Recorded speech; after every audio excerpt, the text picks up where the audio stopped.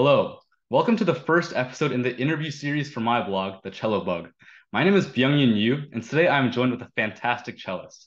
His name is Zlatomir Fung, and he is the first prize winner in the 2019 Tchaikovsky Cello Competition. Thank you for joining me, Zlatomir. Thanks a lot for having me. I'm really excited and honored to be the inaugural guest on your show. So we talked briefly about your performance on Friday at the University of Chicago before I started recording, but can you sort of talk to me about your reasoning for choosing the all Slavic repertoire? Yeah, absolutely. So this concert that I did at the University of Chicago was the repertoire was kind of a long time in the making. It was an all basically the idea was it was an all Russian program, and I conceived it in 2021. Hmm. I've always sort of had a particular affinity for Eastern European classical music. I think that there's a very interesting language that blends, the structure of Western European music and then the folk aspect of, the Slavic peoples. Yeah, and a lot of the repertoire is really, I find it really fascinating. So that was kind of the idea. I wanted to trace the lineage, the different strands of thought in Russian music, composers who were trained in the Russian tradition, who studied either in Moscow or St. Petersburg, and who went on to do very different things. I see. And can you sort of talk to me about your thought process in deciding your repertoire for your tour? Like, do you play very similar music or do you mix it up or? Yeah, it's a great question. So I think when I am constructing a program, there are sort of two things that I think about above all else. The first is a sense of diversity. In a way, it's kind of like if you're building a six-course meal or something. You don't want every dish to be sweet or every dish to be salty. You want a mix of both, and you need some palate cleansers. So that's the first consideration. And then the second consideration, which is also very similar to meal building, is the question of proportion. You don't want every piece to feel like it has the same kind of structure, the same kind of duration. So yeah, those are the two big things I think about. And in the case of this particular program, I wanted to pick mostly lesser known works and then end with a work that most cellists would know, which is the Shostakovich Cello Sonata. And in that way, I think, playing lesser known works by other Russian trained composers kind of gives you a framework and it allows you to hear the Shostakovich Sonata in a bit of a different way. You sort of hear it in the context of the larger tradition. Yeah, that's really interesting. Yeah, so ever since I started following you like very heavily after you won the Tchaikovsky competition, I've been noticing like on your performances in YouTube and the stuff you played for other competitions in like the rounds and stuff, how you choose like a lot of very obscure, like super contemporary pieces. And I think that's so interesting. Like and like of course on Friday, like when I first saw like what was on the program, I was like, what is this? I was so interested by it. And can you like tell me because like your reasoning for choosing these obscure pieces and like what compels you about these pieces? Yeah, well, I think so. There are two things that draw me to them. The first is that one, in some cases, they're actually really interesting pieces, and I think they haven't gotten their due. Uh, for example, in the case of these six preludes by Leo Ornstein, I think they're really fascinating and they're quite unlike anything else in the cello and piano repertoire. And I think it's just a really interesting musical language that should be played, should be heard. So my own personal interest is a big factor. And then the other thing is kind of it's a little bit, I don't want to say vain, but maybe a little bit vain. It's the question of wanting to do something new and wanting to do something well in a way that others haven't done before. And I think whenever we as cellists interpret a very well-known piece, like let's say we're playing the Dvorak Cello Concerto, we kind of stand on this very vast tradition of other great cellists interpreting that. And for me personally, it can sometimes feel daunting, to sit down and play the Dvorak knowing like, well, all these other great cellists that I admire so much, they did it. And I don't know if I could do it as well as they could, but here I have this opportunity with this new piece that they never played to do something really great, and maybe I have a shot at playing this piece the best it's ever been played. And I think there's something valuable about doing that. Oh, also, I noticed that like, oh, personally for me, I think like my favorite cellist of all time, of course, is Rostropovich. I'm like I've played cello for since I was like 6, but there was a short period where I really hated it because I hated practicing so much. So I stopped for like maybe like 3 years, and then once I heard Rostropovich's Dvorak cello concerto, I was like, oh my God, I need to start practicing again because I was so inspired by that. But Right. on the topic of Rostropovich, you know how like Rostropovich was he really propelled the cello repertoire by making sure like so many composers like made pieces for cello and such. Do you think you have like a similar desire to by playing these obscure pieces of like sort of expanding the cello repertoire as well and making more and new things available for cellists? I think so, absolutely. Like in the case of the Ornstein and the Shaporin, I think these are pieces that are really interesting, and uh, they deserve a place, in the firmament of what people learn. I think it's always a question really of a piece has to have its advocates. And I think you see that with a lot of 20th century music, the music that a young cellist today would learn when they're applying to university or conservatory, for example. When they're asked, let's say they're applying for Juilliard and they're asked to play a 20th century work, what will they think about? Well, there are a number of different, they might play the Lucas Foss Capriccio or something, or, the Carter Figment #1, or the Crumb Sonata, right? And I think in the case of all these pieces and a bunch of others that, I haven't mentioned, there's always the sense that there were players who championed those works and said, this piece is deserving of being in the repertoire, and it's the kind of piece that cellists should learn because it's a good piece of music and it has pedagogical value and so forth. So I think, my hope is that I can contribute in that way, in some sense, and take pieces that aren't yet in the standard repertoire and make them more well known. All right, nice, nice. And sort of on the topic of these like sort of obscure, extremely challenging, like technically, these contemporary pieces, can you explain your process and how you first like learn, practice, and then eventually take it to performance? Like, do you usually like once you hear about a piece that you want to play, like extremely contemporary, obscure, are you like, do you take a lot of time like digesting like the history behind it and the technique, or do you just like speed through it and just want to perform it very fast? That's a great question. I think it depends on the specific piece. So I'll give you sort of two examples. One is right now I'm working on a new concerto that was written for me.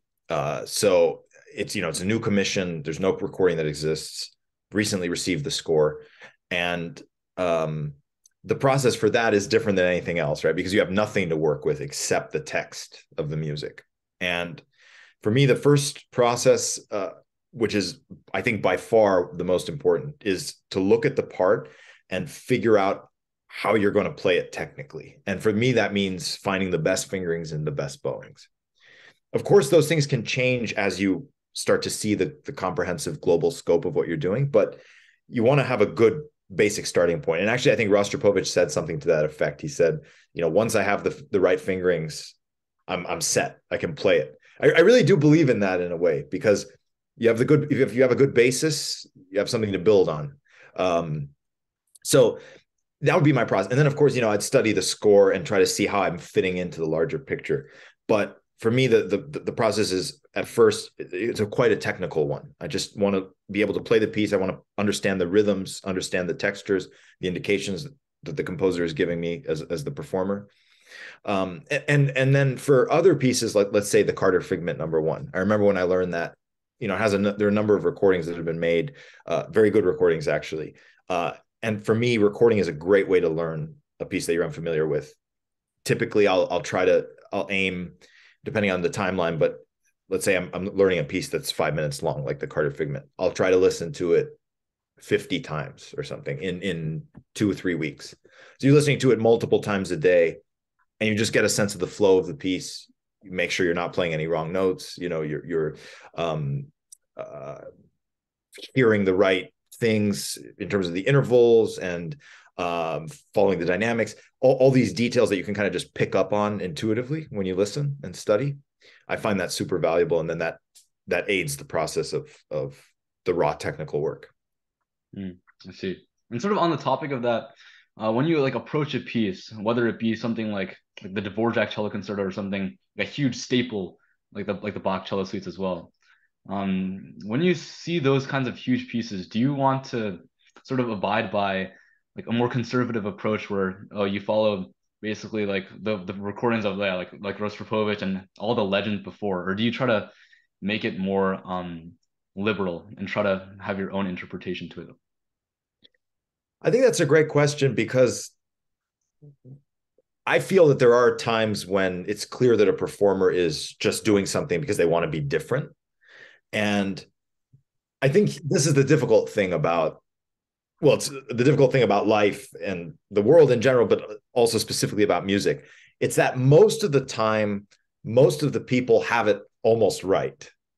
You know what I mean? Like, Mhm. the way that most people play this particular passage in the Dvorak concerto is probably pretty close, maybe with a few gross exceptions, but, ultimately, and that actually comes to a deeper philosophical question, which is, what is the value? What is the purpose of being, the nth person to play the Dvorak concerto? Can you really bring anything new? Well, do you have to bring anything new? That's another question, right? Maybe your role is just to do it and bring value in that moment to the audience who's listening, give them the experience of hearing this piece live. And maybe you don't need to do anything particularly different than what's already been done, or particularly special beyond what already is special in the music, which is the composer's notes and their markings. So anyway, that was a very long-winded way of basically saying that I think one has to follow their own authentic desire with the piece, and whatever way the piece speaks to you, you should do it. And if that happens to be in alignment with what other people have done, I don't think there's anything wrong with that. Hmm. All right. And sort of the final question I have for kind of regarding your Friday performances. Oh, like I noticed that you adopted the bent end pin recently. I think was it the past year? That's correct. Yeah, and yeah, of course, I like to call it like the Tortelier Rostropovich end pin because they sort of fashioned it and brought it into fame. But yeah, like what benefits do you see in using that? Yeah, absolutely. So I started using this bent end pin in November of 2021. And this particular model is actually, it's called the Tech Pin, Tekpin. And it's a patent from one of my former teachers by the name of Emmanuel Feldman. Mm-hmm. And he was a really important teacher in my musical development. But aside from that, he's also he's kind of like a crazy inventing genius when it comes to cello. He's kind of always looking for uh, new ways to relate to the instrument physically. And actually, I really appreciate that, because I think when you look at the 19th century, the history of the cello in the 19th century, people were doing that. And, people were also doing that with like bows. The bow evolved from being arched this way to being arched inward. And, the end pin was invented from having no end pin. And it's just people were looking for ways to facilitate playing so that they could play better, more reliably, feel more comfortable when they played. So I think that it's, in a way, it's kind of a pity that that process sort of stagnated in the past 50, 60 years. And while this end pin, getting back to the end pin specifically, this end pin is inspired by the Rostropovich and Tortelier end pins, but it's actually a steeper angle. So, whereas let's say the cello is like this, that end pin would be like this. If the cello is like this end pin would be like this. So it's almost going in toward you. And the value of that is it creates a sense of lightness, weightlessness. My bad. The cello feels like a cloud sort of floating between your legs. And the result is that you can practice for a long period of time and not feel any pressure on your lower back.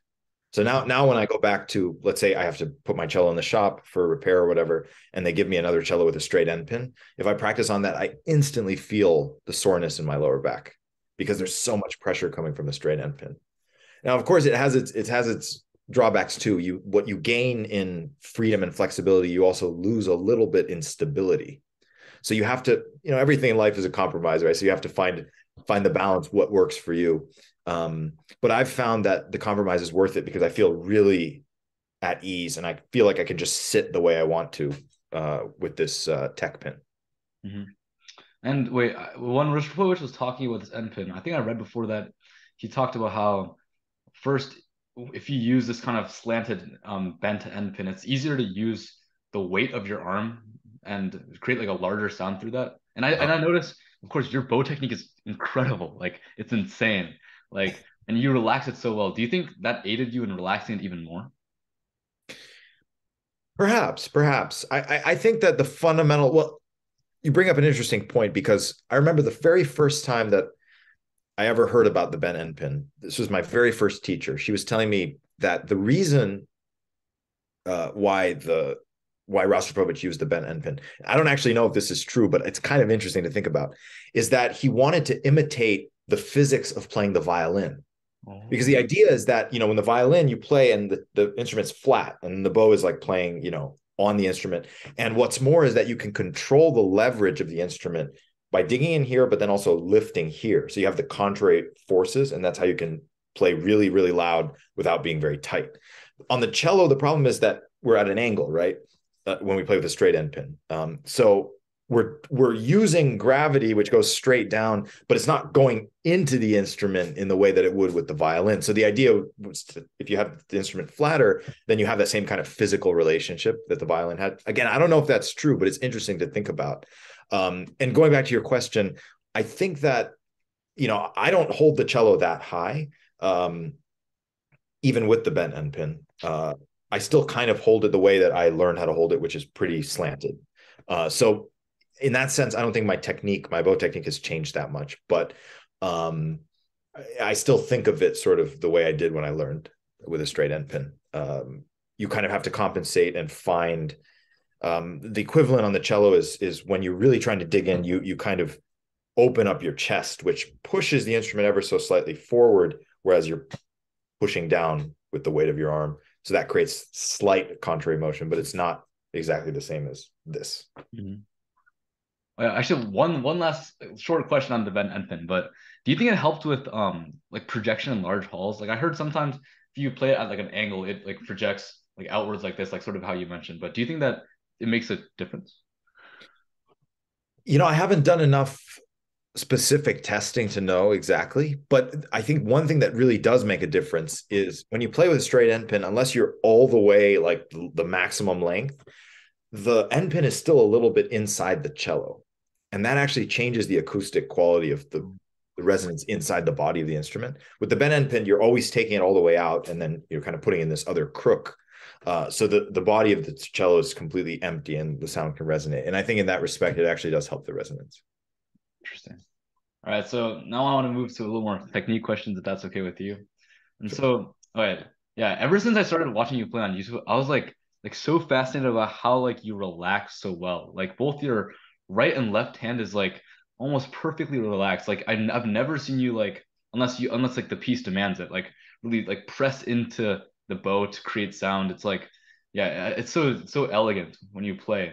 But what kind of methods did your previous teachers teach you to get this kind of super like relaxed light technique? Do you know? Hmm. Well, first of all, thanks for your compliments. I mean, I still feel like I'm always. It's like what Starker said. It's like he's always looking for the tension in his body to eradicate, and it's like that's a constant process every day. You look for new tension. Um, yeah, I think that I had a very interesting mix of teaching styles, and they all sort of influence the way that I think about the physicality of the instrument. I think that one of my most important teachers, Richard Aaron, who's a professor at the University of Michigan and the Juilliard School. He was really big on economy of motion, and for me, that's one of the key things. So that manifests in all the physical aspects of playing. Like for example, when you're playing the left hand, not raising your fingers more than you need to, or uh, I see sometimes with pupils that when they shift, they'll like use a lot of elbow motion, whereas, I think of the shift pretty much as like do as little as you can in a way that's relaxed, move mostly from the elbow. And then, for example, in the right hand, feeling that the motion comes from the shoulder and the back, so that you allow the hand to sort of follow the motion here. It's kind of the analogy I use is when you have a door and it's open and you try to close it from the other end of the door, not where the doorknob is, but near the hinges, right? You have to push really hard and then finally it will give way and close. But you'll notice that but actually the amount of space that you need to make the other end of the door move a lot is actually very little, right? You're only probably moving this much or something, but you have to use more force. So that's kind of the same principle with the bow arm, that you want to use less motion but more force, and then that will create the same effect with like your hand being the other end of the door. It will move all the way throughout the bow the way you need it. But the fundamental motion is actually quite small because it's coming from the back. A lot of cellists I see, I think they move from the hand and they let the arm follow. So they move like this, and that causes a sense of tension because you're essentially using the weakest part of the appendage to move the entirety of it rather than the strongest. That's really interesting. And you sort of mentioned how like you basically got your entire music education in the United States, right? That's correct. Um, do you think so my mother was also a cellist. She studied at the St. Petersburg Conservatory. Wow. And do you think, and when I hear like how like American professors right now, like Hans-Jürgen Jensen and stuff like that, compared to her professors back in Russia, like there's a very big difference. Like, of course, Europe has like that extremely conservative, like their teaching methods are always the same. It's been the same. But with America, it's very more liberal. Like, what are your thoughts on just that? I think it's a super interesting question. And, I really only have one thought about that. And this is my thought. If you go on YouTube and listen to all your favorite cellists and you watch them play, none of them hold the bow the same way. Mm. And that to me indicates that ultimately there is no school of thought for cello technique in the way that it exists for piano and violin. And I think that that's a result of a couple things. One, it's that the cello is such a big instrument. And so, when it's bigger, there's more variation caused by specific physical type, right? So if you have longer arms, you have to feel the bow moving differently than if you have really short arms, right? And then also, there's this kind of more fractured tradition. There's not such a great sense of like, oh, there was this maestro, like, oh, this is the way that Leopold Auer taught you how to hold the bow, and he had all these great students in, the 20th century tradition. With cello, it's like you had different strands, but it was always kind of like people throwing together whatever they could. And again, you had the issue with the end pin. So, you had people like Servet and Popper and all these 19th century virtuosos, Piatti, and they all had totally different technique. Romberg, you look at the illustrations and some of them hold the cello like super crooked and others of them hold it like super high. And it's just, for me, that's what cello technique is. It's you just find a way to make it work. And yes, you have some basic principles like don't be tight, don't be in pain. Those are the kinds of things that should guide you. But fundamentally, you need to find what works for you. So going back to your question about the different traditions, I think that in a way, every cellist that I admire has found their own tradition, and that becomes their tradition. And they can't really be copied, but they also shouldn't be because they have a different physique than anyone who would be trying to copy them. Great. Interesting. All right, sort of going back to my topic of technique. Yeah, like sometimes when I watch your right hand, it really almost reminds me of Stephen Isserlis with how relaxed and like how beautiful the legato is. And I believe you got some master classes from him, right? Yeah. Absolutely, he's a huge influence. Yeah, and do you think there are any other like cello legends that like you aspire to have a similar sound or technique to? That's a great question. So in terms of tone, for me, Rostropovich was always the greatest. I mean, and I think that's in part because his way of seeing music it wasn't the same as like the great Hungarian or Germanic tradition. If you think about someone like Casals, who kind of, when he played, it was like he was speaking to you. Like there was a sense of like the importance of articulation and, definition in the left hand. Rostropovich, he just threw out all of that out of the window and he said, look, this is what I'm going to do. I'm going to express something in my sound. I'm going to give you a voice, a powerful voice that you won't be able to forget. And, when I listen to his recordings, Rococo Variations, Dvorak Concerto, it's just, the sound is just, it goes straight to your heart. It's so mind blowing. So that for me is like the golden cello sound. And, I would never be able to play with exactly that kind of sound, but what I aspire to is a sound that has that much content, that much vulnerability and authenticity. Um, so yeah, in terms of sound, that's a big one.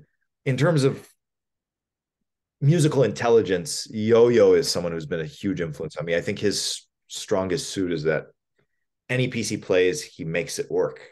And it's kind of incredible, actually. Like, I can't even think of a single recording of his that I don't like, because he's just so tasteful and he sees the music for what it is. He knows the way that he needs to make it work for him, and he does it, and it's authentic and it's powerful and beautiful. That I aspire to. Also, just kind of this totality of seeing things.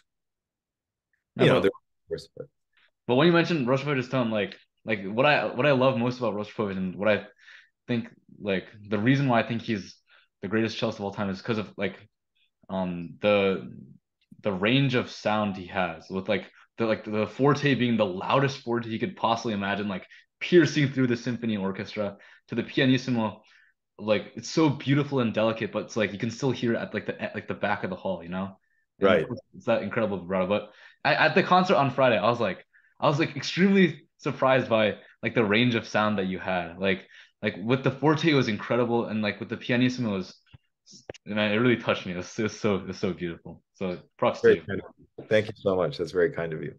And sort of my last technical question is, are there any aspects of your technique or music in general that you think you want to improve on?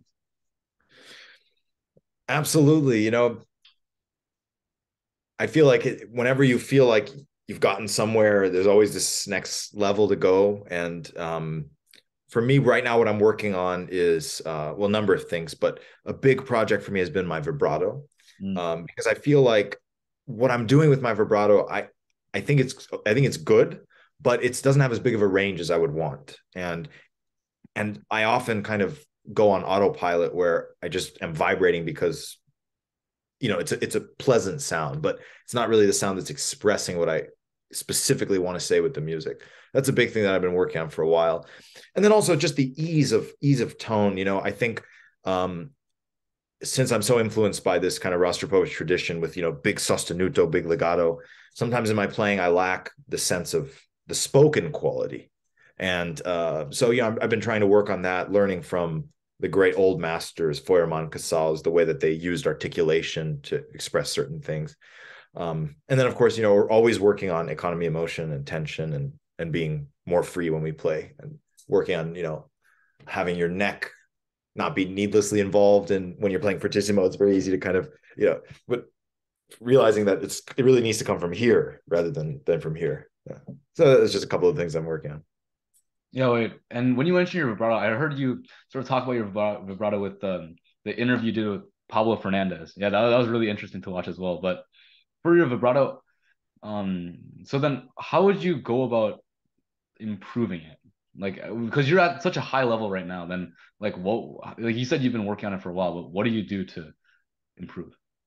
So for me, it's about finding a larger range. So like I'll take a single note, and I have a range of vibrato that I do, but then pushing outside my comfort zone, maybe going faster than I'm used to, and trying to feel the way that my physical body needs to adapt to make that happen. Uh, and then the biggest thing is a sense of the mindset, one's focus while playing, because when you're using vibrato in a way that's truly expressive, there's always a sense of like profound intention behind everything. And you're listening in a way where the vibrato becomes a part of the sound. And so when you're playing live and you have this feedback loop where you're hearing yourself, I'm working on sort of changing the way that I hear, so that I'm hearing with the intention of the vibrato rather than letting the vibrato just be there and then me hearing it. I want to be actively involved in crafting, shaping the color. All right, so now we'll move on to more general life questions, because there's a lot that I want to ask you about as well. Can you just sort of to diverge from all that technique, all that heavy technique stuff? What's your daily routine like, and on tour and off tour? Yeah, so on tour, typically you either have a concert day or a travel day. And so on a concert day, I'd make sure I get a good night's rest, get a good breakfast. I usually do light practice in the morning, scales. I don't think too hard about too much because I don't want to clutter up my mind with too much ideas. I want to be sharp for the performance. Food is super important. Have a good lunch, take a nice nap, and then you start warming up. You maybe have a dress rehearsal. But the idea for a concert day is, I try to really conserve my energy so I can give it my all in the performance. You have to really be present. And it's difficult, especially when you play in the evening, because you've been up for the whole day, and you need to be really in the flow of it. And so you kind of figuring out a way to conserve throughout the day. Travel day, you practice as much as you can. Sometimes you don't get to practice. Like the day before the day that I arrived in Chicago, the day before the concert, I only had the opportunity to practice for an hour and a half, which is about a half as much as I would have liked. But I arrived at the hotel in the evening, and I have to stop playing at 10. So I just practice as much as I can, and you just accept that that's fine. And then otherwise, think about the music, maybe watch some TV, take a nap on the plane, stuff like that. So that's kind of like the tour life. It's really, but you're really immersed in the rehearsal, the performance. Outside of that, daily life, I'm a big fan of. I live in New York now. I'm a big fan of going to the movies, going to performances, theater. So I'll have a light day practice, and then I'll go do something in the afternoon and evening. Just go out on the town. Uh, for me, that's sort of the life, is just being able to practice, get your work done, and then go be inspired by other artistic input. Yeah, sort of going off your off tour about how you practice and you enjoy your life and stuff. Like with Daniel Shafran, like I remember reading about like his huge distinctions between him and Rostropovich. I remember they were sort of rivals, and I think that's so interesting because I think Daniel Shafran is he's in the top three. I think one of the greatest cellists of all time, especially because of how unique his voice was and how crazy his technique in his prime was. But yeah, with Daniel Shafran, I remember I read that he had an extremely strict um like how he went about his day. Like he woke up at like early in the morning, practiced, and at night he just completely rested. While a person like Rush Povich would literally like I heard so many crazy stories about him. Like he'd like sleep for like 3 hours every day. He'd eat like insane amounts of food. He wouldn't practice for days and just blast through a concerto. And like he the guy was not like he was not a human. I swear to God. Yeah, But right. but do you find yourself like enjoying more of like a really rigid set schedule on practicing and stuff like that, or are you more carefree like Rostropovich? I think of myself as more carefree, but maybe I could benefit from more of the Shafran regimen. There's always a balance, because I think it depends on your personality, right? Some people find it really easy to like say, okay, I'm going to practice from 10 to 1, no breaks. I'm going to get this done. Boom, boom, boom.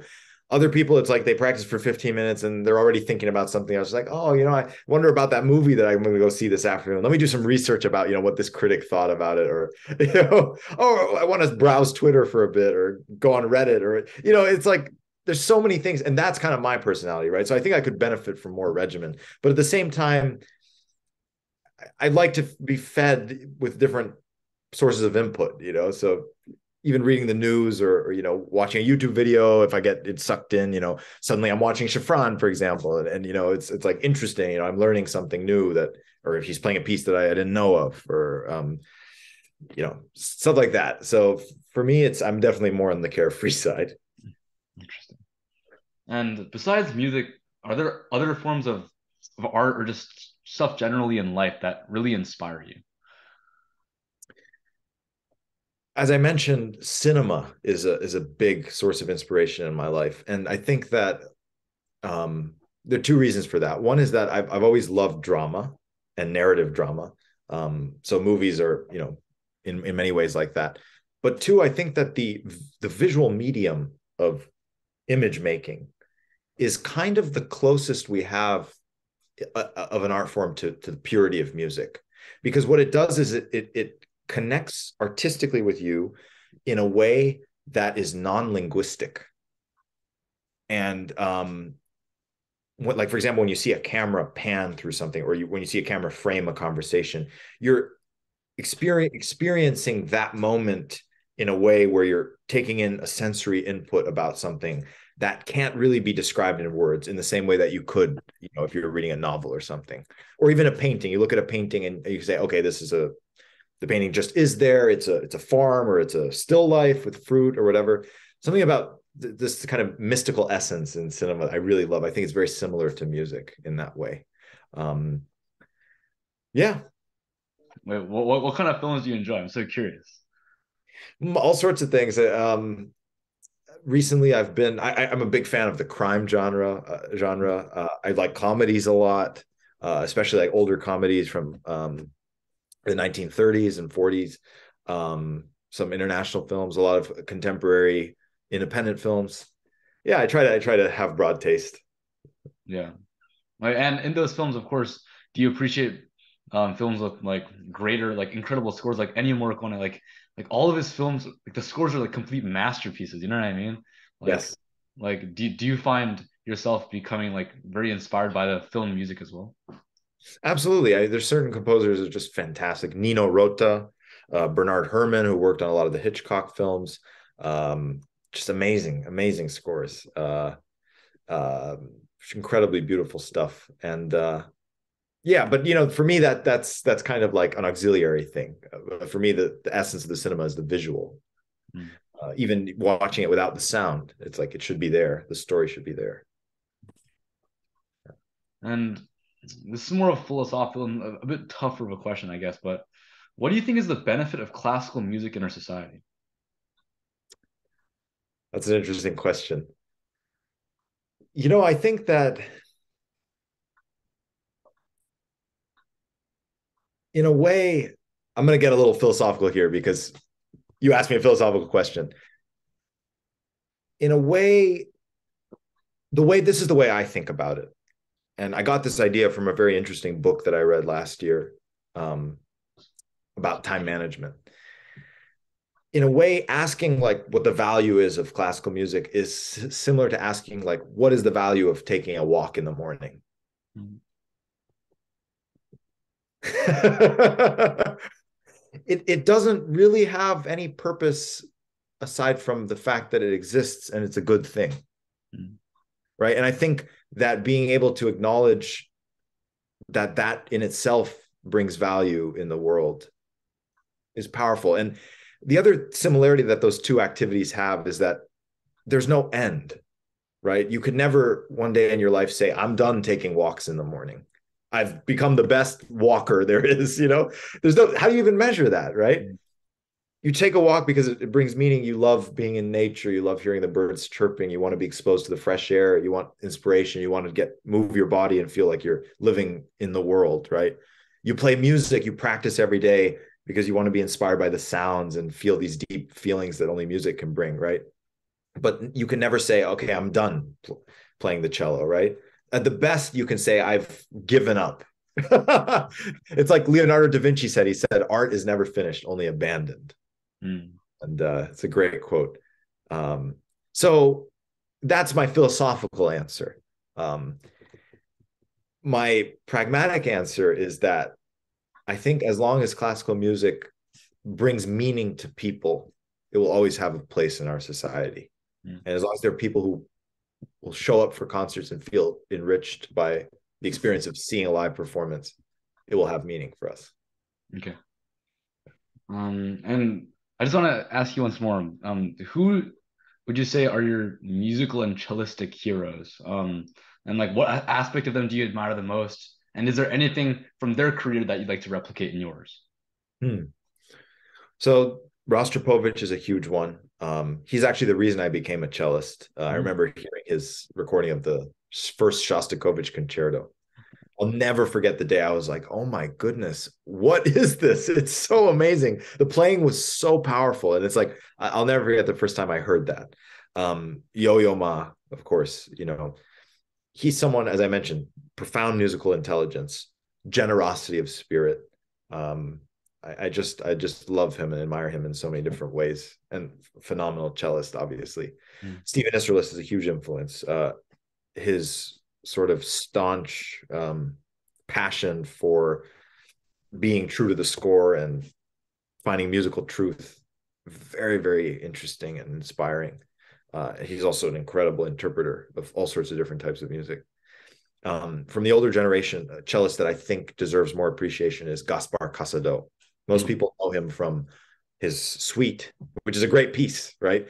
But he actually recorded a number of pieces. He didn't quite record as much as someone like Casals, and I think that's one of the reasons why he's not as well known, because there just aren't as many recordings of him. But what exists is just miraculous. So I highly recommend cellists out there who don't know his playing, check it out. Some great stuff. And this leads into my second and last question is what would you personally really like to achieve inside your career? Like when you finally reach that age when your fingers start to get little little old and you can't play the technical passages like you did, what would you want to look back on and be proud of? That's a great question. What we do is as performers, as touring performers, is we go from place to place and do our best and try to give our all. And I think what I would want to look back on most is saying that, really every performance I gave, I did the best I could in that moment and tried to give something to the audience that meant something to them. And I hope also to record in my career a number of standard repertoire pieces, but also lesser known pieces like the Ornstein, Shaporin. I think it'd be really interesting to have this kind of music enter the canon. And then, of course, commissions and other stuff would also be. It's also a great passion of mine to work on new music. So, yeah. And for my final question, it's kind of silly, but personally, I'm just so curious what your answer would be is. So if you had to just give one last performance right now of just one single concerto, sonata, like solo piece, what would it be? Wow. Can I pick a couple different pieces? Sure, for sure. Wow. I mean, there's so many satisfying moments. I mean, Elgar and Dvorak for sure would be up there. Just amazing stuff. And then in the sonata repertoire, like the slow movement of the Poulenc sonata, that's just, for me, that's like the pinnacle of what you can achieve in that instrumentation. So, funnily enough, I don't know if I would play Bach. I feel like maybe I would leave that for heaven or hell. Depends on how I'm judged. Oh, man. Yeah. Oh, but well, thank you so much, man. The answers to all my questions, I'm very satisfied. Thank you so much. And I'm sure the people watching this would be very satisfied as well. Oh, thanks for having me. Of Really course. Thank you so much once again.